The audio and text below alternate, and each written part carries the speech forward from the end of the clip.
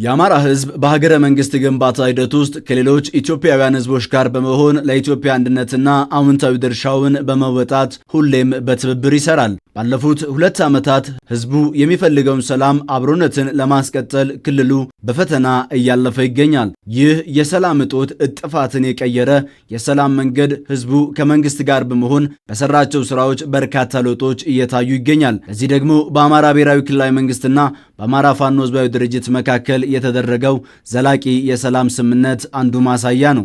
አንዱ ትልቁ ያመጣነው ውጤት ህዝቡ በጋራ እሳቤ በጋራ የመኖርን፣ በጋራ የመስራትን፣ በጋራ ሀብት የመፍጠርን፣ ፍትሃዊነትን የማረጋገጥ ሁኔታን አስመልክቶ ብልጽግና ደግሞ እዚህ ላይ ቆሞ የሚሰራ ስለሆነ ይሄ ደግሞ ትልቁ የብልጽግና እሴት ስለሆነ ከዚህ ጋር አያይዘን በመስራታችን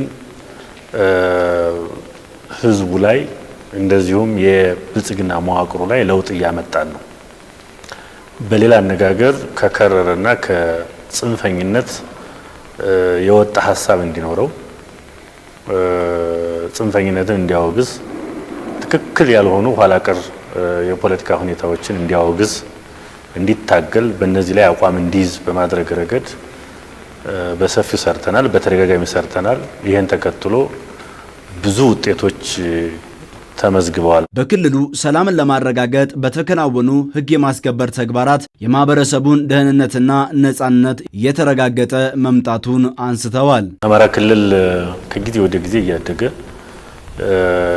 ያለ የሰላም ሁኔታ አለው። አሁን አንጻራዊ ሰላም እየተፈጠረ ነው። ትግሉ በጣም ከባድ ነበር። ግን በአንድ በኩል መስዋዕትነት በመክፈል የጸጥታ ኃይላችን በማቀናጀት፣ በማደራጀት፣ በማሰልጠን፣ በማብቃት ለግዳጅ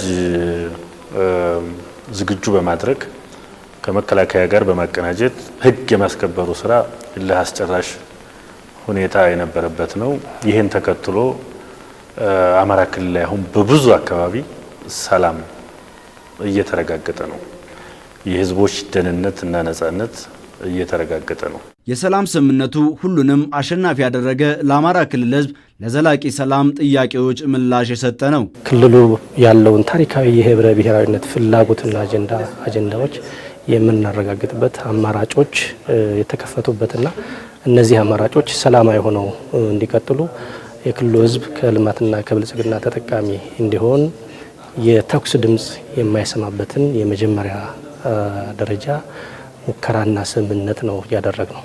የተለየውን መንገድ ሁሉም አሸናፊ ሁሉም አትራፊ የሚሆንበትን የሰላም መንገድን የክልሉ ህዝብ ከሰላም ትሩፋቶች ከእርቅ ግዛታዊ አንድነቱና የውስጥ አንድነቱ ከፍ የሚልበት የሚጠናከርበት በዚህ የሰላም ስምምነት አሸናፊ የሆኑት የልጆቻቸው ደህንነት ዋስትና፣ የልጆቻቸው ከትምህርት ገበታ ውጭ መሆን፣ ልጆቻቸው የስራ እድል አለማግኘት፣ ምርት በወቅቱ መሰብሰብ የማይችሉ መነገድ ንግዳቸው የሚስተጓጉልባቸው አርሶ አደሮች፣ የአማራ እናትና አባቶች የሰላም ስምምነት አሸናፊ ሆነዋል። በክልሉ የተገኘውን ለውጥም በለውጥ ፈላጊ ኃይሎች የተባበረ ክንድና በህዝብ ከፍተኛ ድጋፍ ማስቀጠል የተቻለበት መሆኑ ተነስቷል።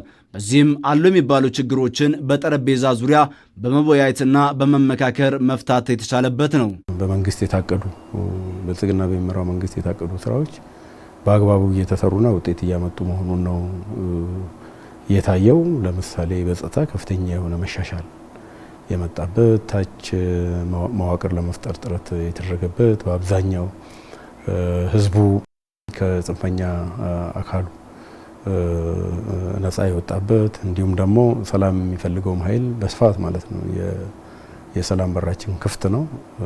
ይሄ የሚደረጉ ግጭቶች በወንድማማች መካከል የሚደረግ ነው።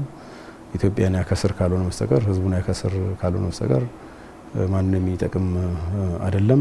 እኛ ኢትዮጵያውያን ተባብረን ተጋግዘን ችግሮች ካሉ ደግሞ በጋራ ተመካክረን ልዩነቶቻችን አክብረን በጋራ በሚያደርጉን በአገራዊና በኢትዮጵያ ጉዳይ በህዝቦቿ ጉዳይ ተያይዘን ወደፊት መሄድ ነው የሚጠይቀውና ከዚህ አኳያ ሰፊ ቁጥር ያለው እየገባ ነው እና ይሄ ስልጠና ይሄ የጸጥታ መሻሻል እንዲመጣ አድርጓል።